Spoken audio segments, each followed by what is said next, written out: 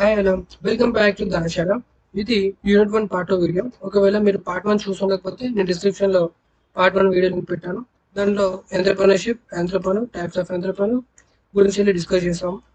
ఈ రోజు ఈ వీడియోలో ఎంటర్‌ప్రెన్యూర్ ఇంకా ఎంటర్‌ప్రెన్యూర్ కి డిఫరెన్స్ ఏంటి, వాళ్ళు ఎకనామిక్ ఏ విధంగా గ్రోత్ తీసుకురాగలుగుతారని నేర్చుకుంటాం. తర్వాత ఒక ఎంటర్‌ప్రెన్యూర్ గ్రోత్ కి ఎలాంటి ఫ్యాక్టర్స్ ఎఫెక్ట్ చేస్తాయని కూడా నేర్చుకుందాం. ఓకే.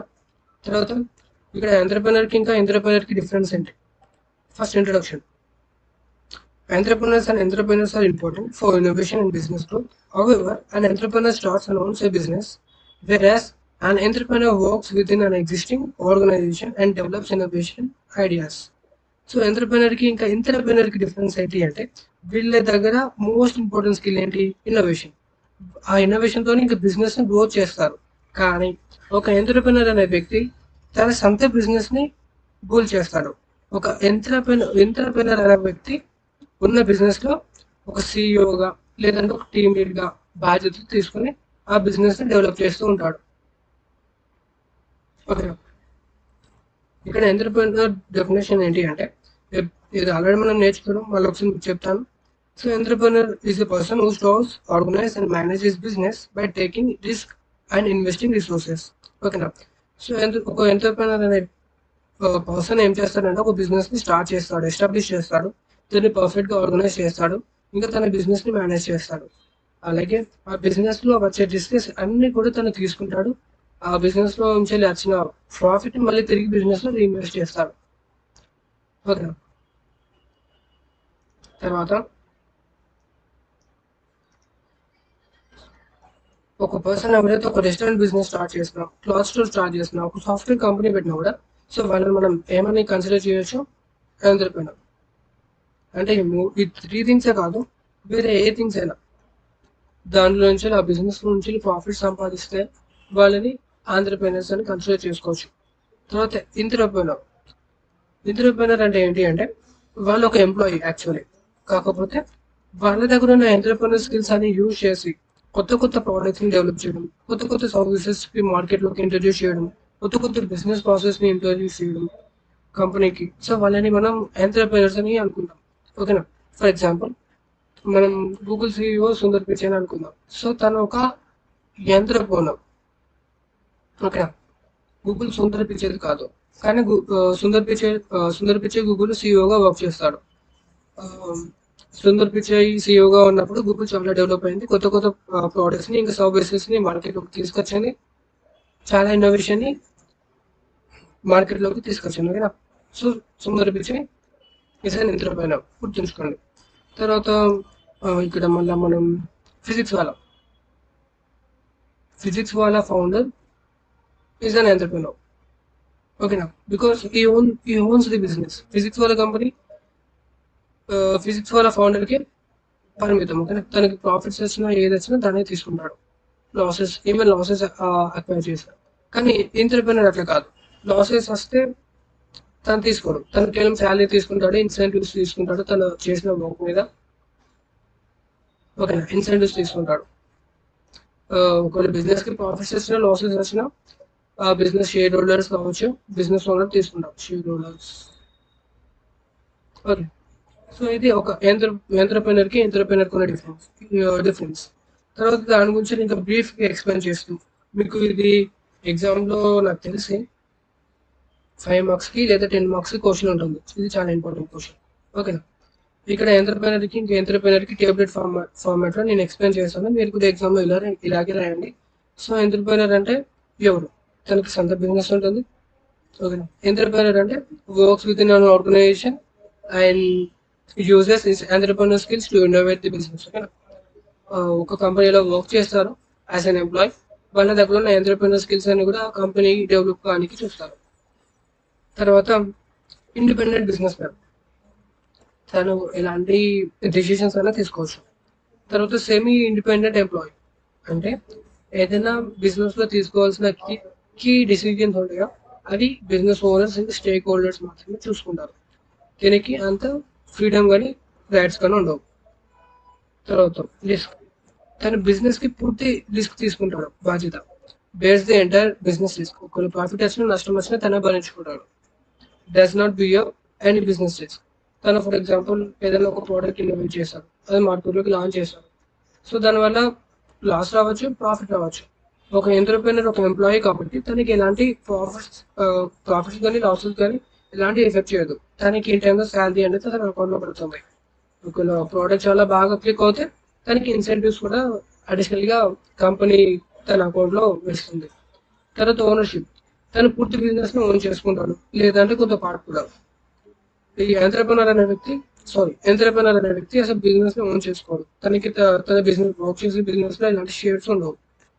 ఆమ్, లేదంటే మేజర్ స్టేక్ హోల్డర్ కాదు, స్టేక్ హోల్డర్. తర్వాత ఆపరేట్స్ అవుట్ సైడ్ అన్ ఆర్గనైజేషన్. ఈ బిజినెస్ ఓనర్ ఎక్కడ ఉన్నా సరే తన బిజినెస్ పర్ఫెక్ట్గా నడుస్తుంది.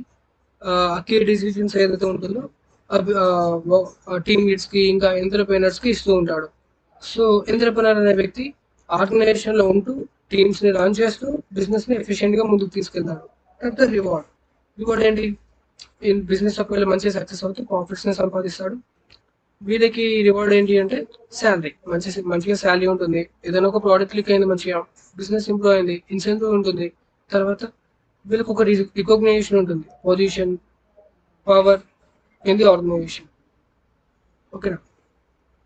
అథారిటీ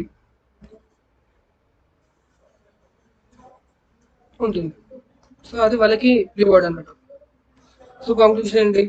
ఒక ఎంటర్‌ప్రెన్యూర్ ఒక బిజినెస్ క్రియేట్ చేస్తాడు, దాన్ని ఓన్ చేసుకుంటాడు. కానీ ఎంటర్‌ప్రెన్యూర్ అనే వ్యక్తి కొత్త కొత్త ఇన్నోవేషన్స్ క్రియేట్ చేస్తాడు, ఒక ఆర్గనైజేషన్లో వర్క్ చేస్తూ.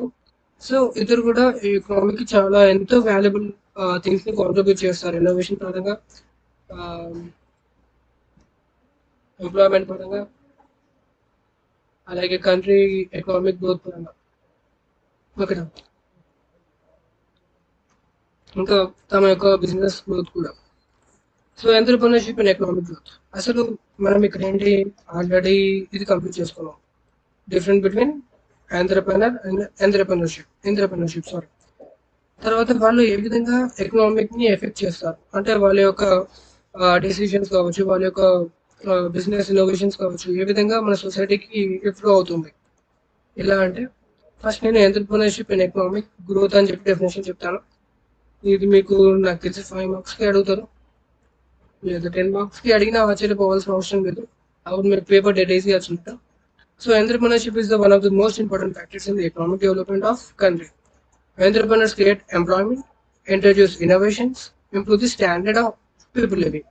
ఇలా సో ఎంటర్‌ప్రెన్యూర్ ఇంపార్టెంట్ ఫ్యాక్టర్స్ ఏం రోల్ చేస్తారంటే మన యొక్క దేశ ఆర్థిక వ్యవస్థలో వాళ్ళు ఫస్ట్ ఎంప్లాయ్మెంట్ క్రియేట్ చేస్తారు. ఎంప్లాయ్మెంట్ క్రియేట్ చేసి ఎంతమందికి ఉద్యోగాలు ఇస్తారు. సో ఈ ఎంప్లాయీస్ అందరితో కలిపి కొత్త కొత్త ప్రోడక్ట్స్ క్రియేట్ చేయడం, ఉన్న ప్రోడక్ట్స్కి ఇన్నోవేషన్స్ యాడ్ చేయడం లాంటివి చేపిస్తాడు. తర్వాత ఇండియాలో జాబ్స్ వచ్చినాయి అంటే ఒక పర్సన్ ఒక పర్ క్యాపిటల్ ఇన్కమ్ ఇంప్రూవ్ అవుతుంది. So per capital income improve అయినప్పుడు స్పెండింగ్ పవర్ కూడా ఇంప్రూవ్ అవుతుంది. అంటే మంచి లైఫ్ స్టైల్ తను ఎంజాయ్ చేయగలుగుతాడు.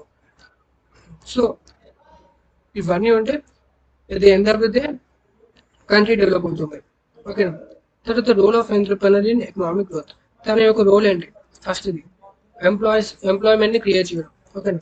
ఎప్పుడైనా సరే entrepreneur establish new business and create jobs opportunities for people. This helps reduce unemployment.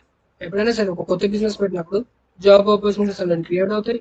So ఇది అన్ఎంప్లాయ్మెంట్ రెడ్యూస్ అవ్వడానికి ఎంతో సహాయపడుతుంది. ఓకేనా? Increase in national income. So produce goods and services, increase the country production and national income. So ఎప్పుడైనా సరే ఒక ఇండియాలో for example let us take in India as an example. So ఇండియాలో ఎవరైనా సరే ఒక మంచి బిజినెస్ పెట్టినప్పుడు దానికి ఎంతమంది ఎంప్లాయీస్ అవసరం పడతారు.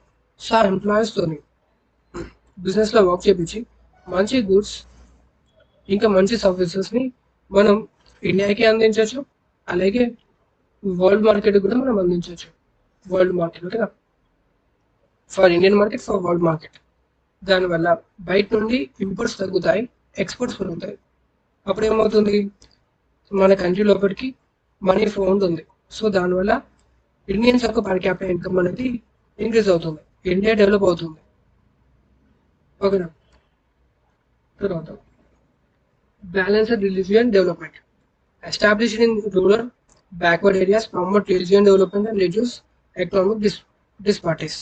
సో ఇది ఏంటి అంటే కంప్లీట్ ఐటీ టవర్స్ కావచ్చు, మ్యానుఫ్యాక్చరింగ్ యూనిట్స్ కావచ్చు, కేవలం సిటీస్ వరకే పరిమితం చేయకుండా వాటిని స్కాటర్ చేయాలి.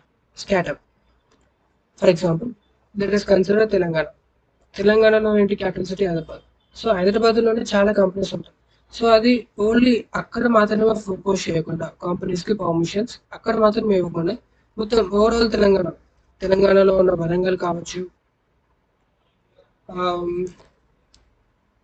కరీంనగర్ కావచ్చు, సో ఇలా ఉన్న అన్ని డిస్ట్రిక్ట్స్లో ఒక్కొక్క మ్యానుఫ్యాక్చరింగ్ యూనిట్, ఒక్కొక్క సాఫ్ట్వేర్ యూనిట్ అలా పెట్టినట్టయితే అందరికీ ఈక్వల్గా జాబ్స్ దొరుకుతాయి. అలాగే ప్రతి ఏరియా కూడా డెవలప్ అవుతుంది, మంచి ఇన్ఫ్రాస్ట్రక్చర్ డెవలప్ అవుతుంది. ఓకేనా.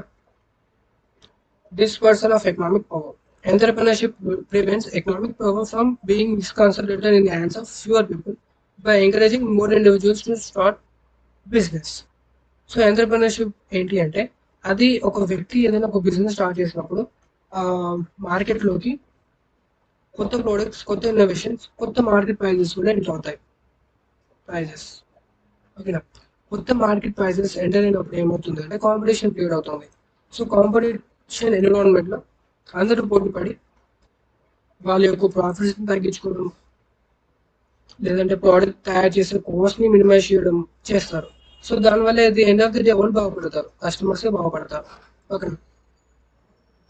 ఫర్ ఎగ్జాంపుల్ ఇప్పుడున్న మార్కెట్ ఎకనామిక్ పవర్ అంటే టెలికాం సెక్టర్లో జియో మేజర్ రోల్ ప్లే చేస్తుంది, second Airtel, and third BSNL last ఉందని. మీకు మధ్యలో చిన్న చిన్న ప్లేయర్స్ ఉంటారు. సో ఇప్పుడైతే జియో ఇంకా ఎయిర్టెల్ మధ్యలో కాంపిటీషన్ ఉంది. సో వాళ్ళదే ఎకనామిక్ పవర్. ఓకేనా. వాళ్ళకి నచ్చినట్టు రేట్లు పెట్టుకోవచ్చు ఇంకొక కొత్త కాంపిటీషన్ వచ్చే వాళ్ళకి.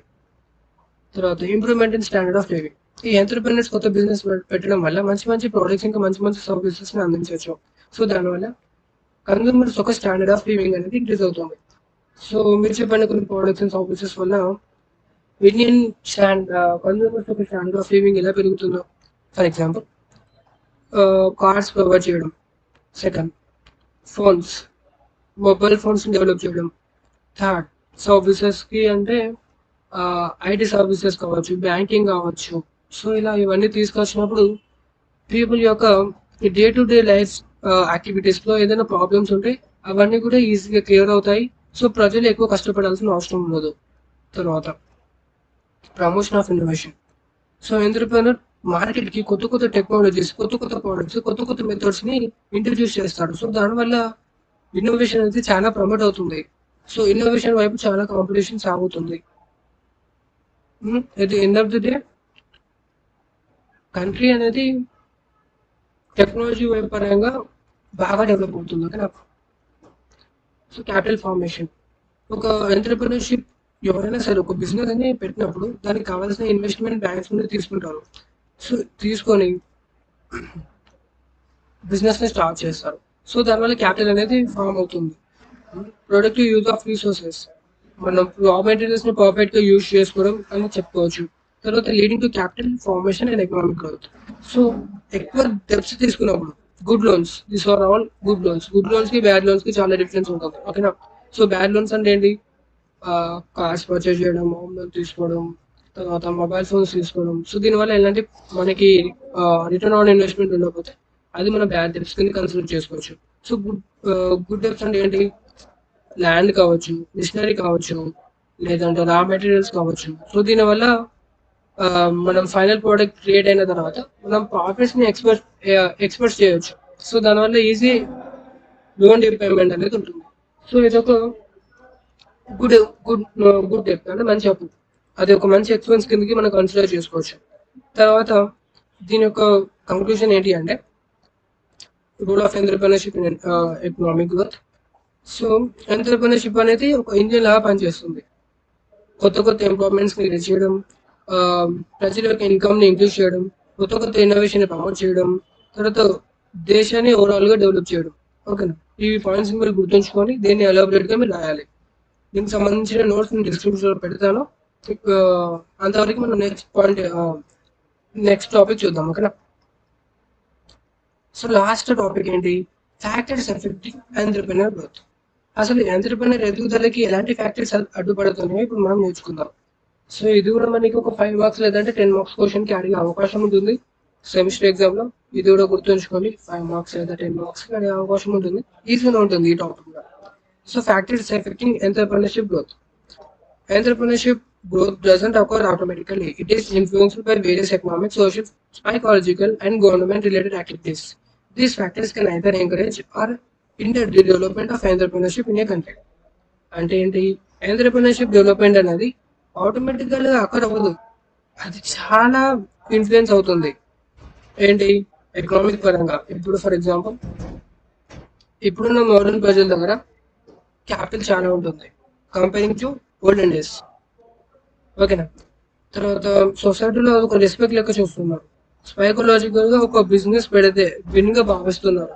తర్వాత గవర్నమెంట్ అనేది టాక్స్ సిస్టమ్‌ని మెయింటైన్ చేయడం సరిగ్గా, ఎక్కువ బెనిఫిట్స్ ఇవ్వడం, అలాగే బిజినెస్ ఎంటర్‌ప్రెన్యూర్‌షిప్ అనేది ఎక్కువ ప్రమోట్ చేయడం వల్ల కూడా చాలా మంది పీపుల్ చేంజ్ అవుతున్నారు.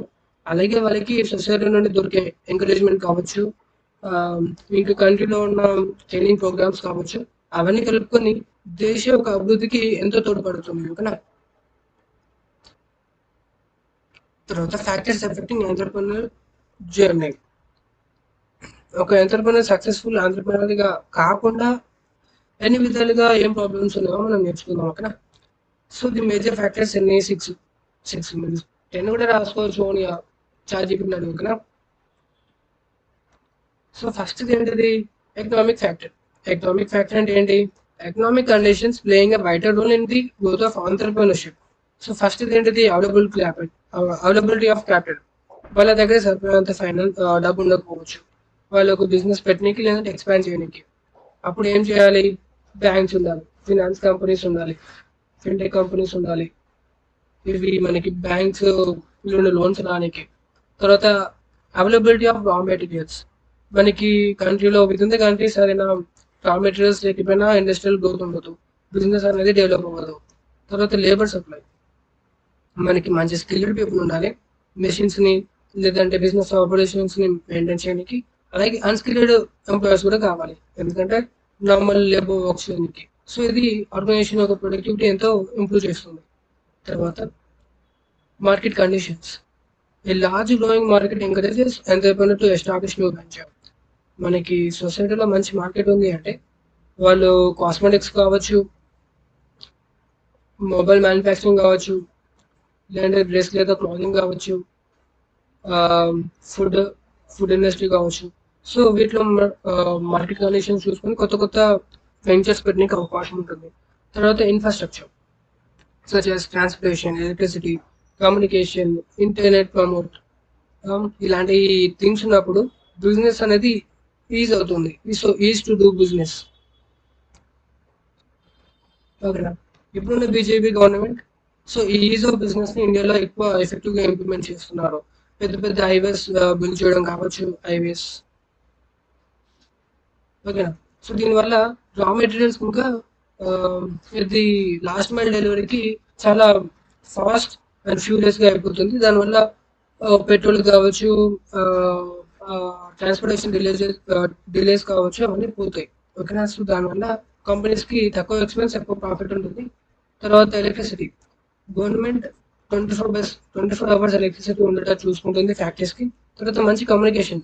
టెలికాంని ఆల్రెడీ ప్రైవేట్ సెక్టర్ దున్నేస్తుంది అనుకోండి. తర్వాత సొసైటీలో వాళ్ళకి మంచి రెస్పెక్ట్ పెడుతున్నారు. తర్వాత సోషల్ ఫ్యాక్టర్స్. సో ఈ సోషల్ ఫ్యాక్టర్స్ ఏం చేస్తాయంటే ఎంటర్‌ప్రెన్యూర్‌షిప్ గ్రోత్‌ని ఎంతగా ఇన్‌ఫ్లుయెన్స్ చేస్తాయి. For example social mobility.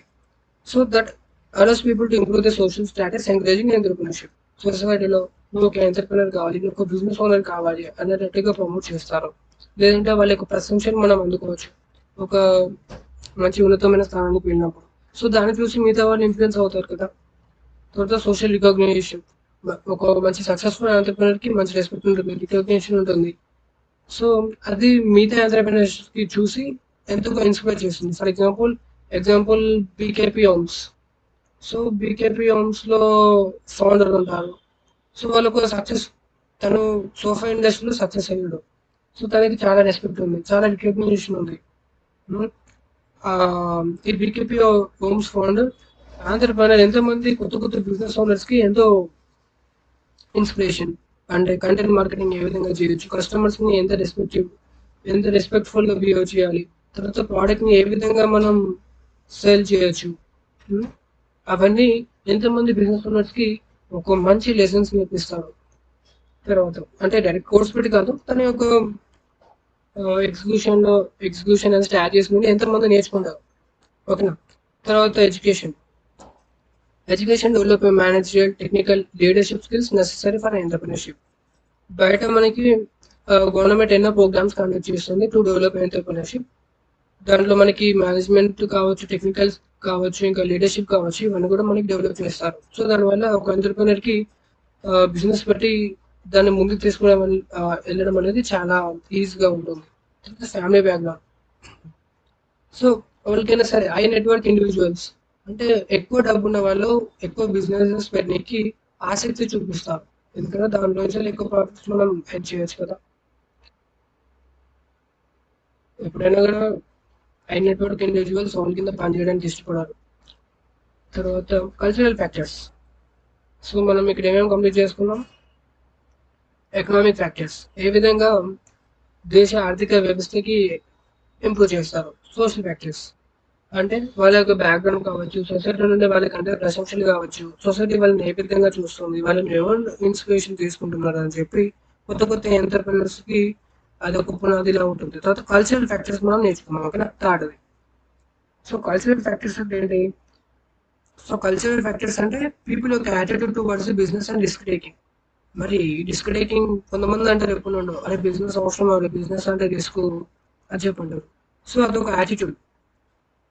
తర్వాత కస్టమర్స్ అండ్ ట్రెడిషన్స్. ఆ బిజినెస్లో వాళ్ళ యొక్క కల్చర్ ఉంటుంది. ఫర్ ఎగ్జాంపుల్ ఎన్నో ఇండియన్ బిజినెసెస్లో ఇండియన్ ఫెస్టివల్స్కి పూజలు చేస్తారు, పూజ. సో దాంట్లో వాళ్ళ యొక్క కల్చర్ అనేది ఉపయోగపడుతుంది. ఓకేనా. తర్వాత relational thinking. A progressive and modern outlook promotes innovation and business growth. ఎవరికైనా సరే ఇన్నోవేషన్ క్రియేట్ చేయాలి, బిజినెస్ మంచిగా గ్రోత్ చేయాలి అనుకున్న వాళ్ళకి కూడా ఈ ఈ కల్చరల్ ఫ్యాక్టర్స్ ఎంతో ఉపయోగపడతాయి. ఎట్లా? రిలేషనల్ థింకింగ్ అంటే ఎట్లా? నాకు అర్థం కాలేదని చెప్పచ్చు మీరు. అంటే ఎట్లా అంటే for example way to burger అని చెప్పి ఒక బిజినెస్ ఉంది అనుకుందాం. తెలంగాణలో ఒక రకమైన స్పైసెస్ తింటారు, ఆంధ్రప్రదేశ్లో ఇంకొక రకమైన స్పైసెస్ తింటారు, మధ్యప్రదేశ్లో ఇంకొక రకమైన స్పైసెస్ తింటారు. సో ఆ రేషనల్ థింకింగ్ అంటే అక్కడ వాళ్ళకి నచ్చే ఫుడ్ కావచ్చు, వాళ్ళు జరుపుకునే ఫెస్టివల్స్ కావచ్చు, అవన్నీ కూడా బాగా ఆలోచించి కల్చర్ పీపుల్ యొక్క కల్చర్ ప్రకారం మనం బిజినెస్ పెట్టి దాన్ని ఎంతో మంచిగా దాన్ని క్లిక్ చేయొచ్చు. తర్వాత social values. Positive attitude towards wealth creation and self employment encourage entrepreneurship. సొసైటీలో ఎవరైనా సరే ఒక బిజినెస్ పెట్టినప్పుడు వాళ్ళకి చాలా ఆస్తి అనేది కూడా పడుతుంది, అలాగే సొసైటీ నుండి మంచి పేరు గుర్తింపు ఉంటుంది, అలాగే వాళ్ళు ఎవరి కింద పని చేయాలని అనుకోరు. సో ఇవన్నీ వాల్యూస్ కూడా కలుపుకొని ఈ కల్చరల్ ఫ్యాక్టర్స్ మనం కంప్లీట్ చేసుకోవచ్చు. తర్వాత పర్సనాలిటీ ఫ్యాక్టర్స్. పర్సనాలిటీ ఫ్యాక్టర్స్ అంటే ఏంటిరా అంటే పర్సనల్ క్వాలిటీస్ ఏదైనా వాళ్ళ యొక్క ఎంటర్ప్రినర్ సక్సెస్కి ఎంతోగా ఇన్ఫ్లుయెన్స్ చేస్తుంది. ఫస్ట్ ఏంటి? చాలా సెల్ఫ్ కాన్ఫిడెన్స్ ఉంటుంది వాళ్ళకి. క్యాలిక్యులేటెడ్ గుర్తుంచుకోండి, క్యాలిక్యులేటెడ్, ఎవాల్యుయేటెడ్, క్యాలిక్యులేటెడ్. ఓకేనా. డ్రీమ్ కాన్ఫిడెన్స్ అవసరం లేదు, డ్రీమ్ కాన్ఫిడెన్స్ ఉండకూడదు ఎప్పుడైనా కూడా. మనం ఎప్పుడు కూడా ఒక డ్రీమ్ వచ్చిందంటే దాన్ని క్యాల్కులేట్ చేసుకోవాలి, అది బిజినెస్ అది మార్కెట్లో క్లిక్ అవుతుందా లేదా నాట్ క్లిక్ అవుతుందా అని. సో ఒకవేళ క్లిక్ అవుతుందని నమ్మకం వచ్చిందంటే వాళ్ళకి కాన్ఫిడెన్స్ ఉంటుంది, వాళ్ళు బిజినెస్ని ఇనిషియేట్ చేస్తారు, ఆర్గనైజ్ చేస్తారు, ప్రాఫిట్స్లోకి తీసుకొస్తారు, సక్సెస్ అవుతారు ఎండ్ ఆఫ్ ది డే. తర్వాత లీడర్షిప్ ఎబిలిటీ. ఆ లీడర్షిప్ స్కిల్స్ అనేటివి చాలా బాగుంటుంది. సో ఆ లీడర్షిప్ ఉండడం వల్ల వాళ్ళు కొత్త బిజినెస్ స్టార్ట్ చేసి ఎంప్లాయీస్ని మేనేజ్ చేయడం, కొత్త బిజినెస్ని ఆపరేట్ చేయడం లాంటివి ఇష్టపడతారు. తర్వాత risk taking ability. Entrepreneur must be willing to face uncertainty and challenges. ఎవరికైతే రిస్క్ తీసుకోవడం ఇష్టం ఉంటుందో, అప్ అండ్ డౌన్స్ కూడా చూడడం ఇష్టం ఉంటుందో వాళ్ళు బిజినెస్ స్టార్ట్ చేసుకుంటారు ఈజీగా. తర్వాత initiative. Ability to take action and seize opportunities promote entrepreneurship growth. ఎవరైనా సరే వెంటనే డిలే చేయకుండా యాక్షన్ తీసుకునే క్వాలిటీ ఉంటుందో, తర్వాత ఇంకొకటి ఏదైనా ఒక అవకాశం దొరికినప్పుడు దాన్ని గ్రాబ్ చేసుకునే టాలెంట్ ఉంటుందో, వాళ్ళు ఈజీగా ఎంటర్‌ప్రెన్యూర్‌గా క్లిక్ అవుతారు. తర్వాత ఇంకొకటి ఆహ్, ఇవన్నీ కూడా పర్సనల్ ఫ్యాక్టర్స్. తర్వాత నెక్స్ట్ సైకలాజికల్ ఫ్యాక్టర్స్. అంటే మనిషి యొక్క మానసిక ఫ్యాక్టర్స్ ఇవన్నీ. సో, మానసికంగా ఒక ఎంటర్‌ప్రెన్యూర్‌ని ఏమి ఇన్‌ఫ్లుయెన్స్ చేస్తాయి? Need for achievement. జీవితంలో ఏదైనా సాధించాలి అనే పట్టుదల ఉంటుంది కదా! సో, వాళ్ళు ఈ బిజినెస్‌ని స్టార్ట్ చేస్తారు. ఎంటర్‌ప్రెన్యూర్‌గా కన్వర్ట్ అవుతారు. తర్వాత మోటివేషన్స్. వాళ్ళకి ఎక్కువ మోటివేషన్ ఉంటుంది. ఒక బిజినెస్ స్టార్ట్ చేయడం, దాన్ని గ్రో చేయడం. వాళ్ళు అది ఒక ఒక సక్సెస్‌ఫుల్ కెరియర్‌గా చూజ్ చేసుకుంటారు. తర్వాత క్రియేటివిటీ అండ్ ఇన్నోవేషన్. వాళ్ళ యొక్క క్రియేటివిటీ చాలా బాగుంటుంది. కొత్త కొత్త ప్రొడక్ట్స్, కొత్త కొత్త సర్వీసెస్‌కి పురుడు పోస్తారు. మార్కెట్‌లోకి తీసుకొస్తారు. ఓకేనా? సో, దానివల్ల ప్రజలకి నచ్చుతుంది. ప్రజల యొక్క లైఫ్ స్టైల్ ఈజీగా అవుతుంది. అలాగే at the same time entrepreneur wealth creation ఎక్కువ అవుతుంది. ఎంటర్‌ప్రెన్యూర్ మంచిగా సెటిల్ అవుతాడు. ఎంటర్‌ప్రెన్యూర్ వల్ల ఓ 10 మంది బతుకుతుంది. ఓకేనా? ఈ వీళ్ళంతా కలిసి దేశంని ఒక ఉన్నతమైన స్థానానికి తీసుకెళ్తారు. వాళ్ళకి మంచి పాజిటివ్ యాటిట్యూడ్ ఉంటుంది. ఏదైనా ఒక ఛాలెంజ్ లేదంటే ఒక రిస్క్ అనేది ఎదుర్కొన్నప్పుడు దాన్ని పాజిటివ్‌గా తీసుకొని దాని మీద వర్క్ చేసి ఆ ఛాలెంజ్ నుండి గట్టెక్కుతారు. ఓకేనా? వాళ్ళు గట్టెక్కుతారు. బిజినెస్‌ని గట్టెక్కిస్తారు. లాస్ట్‌కి అయితే ఎండ్ ఆఫ్ ది డే బిజినెస్‌ని ప్రాఫిట్‌లోకి తీసుకొస్తారు. ఎవరైనా సరే, ఎవరు ఏ బిజినెస్ చేసినా వాళ్ళ ఎండ్ గోల్ ఏంటి? ప్రాఫిట్ సంపాదించడం. ఓకేనా? After all expenses. తర్వాత sixth government factors. So, government factors ఏంటి? గవర్నమెంట్ ఏదైనా క్రూషియల్ రోల్ తీసుకున్నప్పుడు అంటే ట్యాక్స్ విషయంలో కావచ్చు, వాళ్ళకి ఎంటర్‌ప్రెన్యూర్స్‌కి తీసుకొచ్చే బెనిఫిట్స్ కావచ్చు, అవన్నీ కూడా ఎంటర్‌ప్రెన్యూర్‌షిప్ డెవలప్‌మెంట్‌కి ఎంతో తోడ్పడుతుంది. ఫర్ ఎగ్జాంపుల్ ఆహ్, ఒక ఎంప్లాయీకి 15% ట్యాక్స్ ఉందనుకుందాం. వాళ్ళు సంపాదించిన సంపాదన 15% ట్యాక్స్ కట్టాలని గవర్నమెంట్ రూల్ తీసుకొచ్చిందనుకుందాం. కానీ ఏదైనా ఒక బిజినెస్ ఉంది. వాళ్ళు సంపాదించిన సంపాదనకి 4% ట్యాక్స్ కడితే సరిపోతుంది అని ఎప్పుడైతే గవర్నమెంట్ రూల్ తీసుకొస్తుందో, ఫర్ ఎగ్జాంపుల్ నేను ఎగ్జాంపుల్‌కి చెప్తున్నాను. ఇదేం రియాలిటీ కాదు. రియాలిటీలో కొద్దిగా చేంజెస్ ఉంటాయి. ఈ పర్సెంటేజెస్‌లో ఓకేనా? ఒకవేళ గవర్నమెంట్ 4% తీసుకొచ్చిందనుకో, అప్పుడు ఎక్కువ మంది పీపుల్ ఎటువైపు మొగ్గు చూపిస్తారు? బిజినెస్ వైపే చూపిస్తారు కదా! ఫర్ ఎగ్జాంపుల్ ఒక ఎంప్లాయీ 10,00,000 సంపాదించాడు. దాంట్లో 15% పోయిందంటే ఎంత? 1.5 అయిపోయినట్టే కదా! అదే బిజినెస్‌లో అయితే కేవలం 40,000 పోతుంది. సో, ఇంకెక్కువ ప్రాఫిట్స్ మిగులుతాయి. అంటే 9,60,000 మిగులుతుంది. సో, ఆ పాయింట్ ఆఫ్ వ్యూలో ఎక్కువ మంది బిజినెస్ పెట్టడానికి ఇంట్రెస్ట్ చూపిస్తారు. సో, గవర్నమెంట్ ఎప్పుడైనా కూడా బిజినెస్ ఫ్రెండ్లీ పాలసీస్‌ని ఎంకరేజ్ చేయాలి. సో, దానివల్లనే కంట్రీ ఎదుగుతుంది. తర్వాత ఫైనాన్షియల్ అసిస్టెన్స్. బ్యాంక్స్ టైంకి లోన్ ఇవ్వగలగాలి, సబ్సిడీస్ ఇవ్వగలగాలి. కొత్త కొత్త బిజినెస్ వెంచర్స్‌కి వెంటనే ఎక్కువ టైం తీసుకోకుండా మంచి సపోర్ట్ గ్రాంట్స్ ఇవ్వాలి. ఫర్ ఎగ్జాంపుల్ ఎవరైనా సరే హైడ్రోజన్ కార్స్ తీసుకొద్దాం అనుకున్నారు. సో, వాళ్ళకి గ్రాంట్ ఇవ్వాలి. వాళ్ళని డిలే చేయనీయకూడదు. ఓకేనా? తర్వాత ట్రైనింగ్ అండ్ డెవలప్‌మెంట్. ఎవరైనా సరే కొత్త కొత్త బిజినెస్ పెట్టాలనుకున్న వాళ్ళకి ఆ బిజినెస్‌ని ఆప్టిమైజ్ చేసేలాగా స్కిల్స్ నేర్పించడం, ఆ బిజినెస్ మీద నాలెడ్జ్‌ని తీసుకురావడం లాంటివి చేపించాలి. తర్వాత ఇన్‌ఫ్రాస్ట్రక్చర్. మంచి రోడ్స్ వేయాలి. 24/7 కరెంట్ ఉండాలి. మంచి కమ్యూనికేషన్ ఉండాలి. సో, ఇవన్నీ కూడా బిజినెస్‌కి ఎంతో విలువైనవి అసెట్స్. ఇది గవర్నమెంట్ చూసుకోవాలి. తర్వాత టాక్స్ ఇన్సెంటివ్స్. తక్కువ టాక్స్ వేయాలి. ఎంటర్‌ప్రెన్యూర్‌షిప్‌ని ఎక్కువ ప్రమోట్ చేయాలి. సో, ఇది టైప్స్ ఆఫ్ టాపిక్ ఏంటి? Factors effecting entrepreneur growth. ఓకేనా? ఇలాంటి ఫ్యాక్టర్స్ ఎదుర్కొంటాయి. ఒక ఎంటర్‌ప్రెన్యూర్ జీవితంలో ఎదగాలనుకుంటే. Economic factor. ఆర్థికంగా ఇబ్బంది ఉండొచ్చు. Social factor. సొసైటీ పరంగా ఒక ట్రామా ఉండొచ్చు. ఆహ్, ఒక పొలిటికల్ సిస్టమ్ ఉండొచ్చు. అంటే ఒకరు పైకి ఎదుగుతుంటే ఒకరిని కింద గుంజనీకి అయితే చాలా మంది చూస్తారు. అదొక సోషల్ ఫ్యాక్టర్ కావచ్చు. దానివల్ల ఇబ్బంది పడే అవకాశం ఉంటుంది. Cultural factors. సో, బిజినెస్‌ని కల్చర్ పరంగా ఇంప్లిమెంట్ చేయడం. For example people taste. ఓకేనా? తర్వాత పర్సనల్ ఫ్యాక్టర్స్. వాళ్ళకి జీవితంలో ఏదైనా సాధించాలి అని ఉంటే, లేదంటే వాళ్ళకి మంచి లీడర్‌షిప్ స్కిల్ ఉంటే, సైకాలజికల్ ఫ్యాక్టర్. సో, వాళ్ళు ఏ విధంగా బిజినెస్‌ని ఇంప్లిమెంట్ చేయాలనుకుంటున్నారు. సో, బిజినెస్ ఇంప్లిమెంట్ చేయడం వల్ల వాళ్ళకి ఏం జరుగుతుంది? వాళ్ళ మోటివేషన్ వల్ల. సో, అలా. తర్వాత గవర్నమెంట్ ఫ్యాక్టర్స్, మంచి గ్రాంట్స్, ట్రాన్స్పోర్టేషన్, ట్యాక్స్ తక్కువ ఇస్తే ఇంకేంటి అద్భుతం, దేశం మంచిగా ఎదుగుతుంది, మంచి ఎంటర్‌ప్రెన్యూర్‌షిప్స్ పుట్టుకొస్తారు. సో ఇది మీరు చిన్నగా గుర్తుంచుకోవాలనుకుంటే ఎస్‌పిజి, ఓకేనా? ఎస్‌పిజి అని గుర్తుంచుకోండి. ESCPPG, economic factors, social factors, cultural factors, personal factors, psychological factors, government factors. ఇదంతా ఫస్ట్ ట్యూనింగ్ కొద్దిగా కష్టంగానే ఉంటుంది. బట్ మెల్లమెల్లగా మీరు ఒకసారి నేను పెట్టిన డిస్క్రిప్షన్లో, యూట్యూబ్ డిస్క్రిప్షన్లో పెట్టిన నోట్స్ చూడండి. ఒక 2 టైమ్స్ రివిజన్ చేసుకోండి ఎగ్జామ్ ముందు. మీరు ఎట్లయినా వన్ నైట్ బ్యాటింగ్ చేస్తారని నాకు తెలుసు. ఈ ఎంటర్‌ప్రెన్యూర్‌షిప్‌కి ఎవరు సంవత్సరాలు కష్టపడి చదవరు.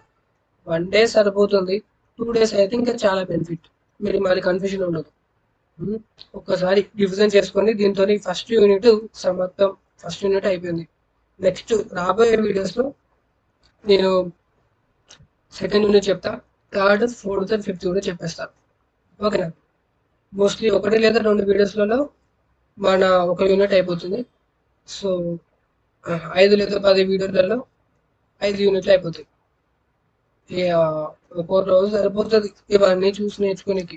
అలాగే మీరు ఇక్కడి వరకి నేను చెప్పేది విన్నారు కాబట్టి ఇది మీకు ఎంతో కొంత నచ్చుంటుంది. సో మీకు నచ్చినట్టయితే ఒక లైక్, ఒక సబ్స్క్రైబ్ చేసుకోండి.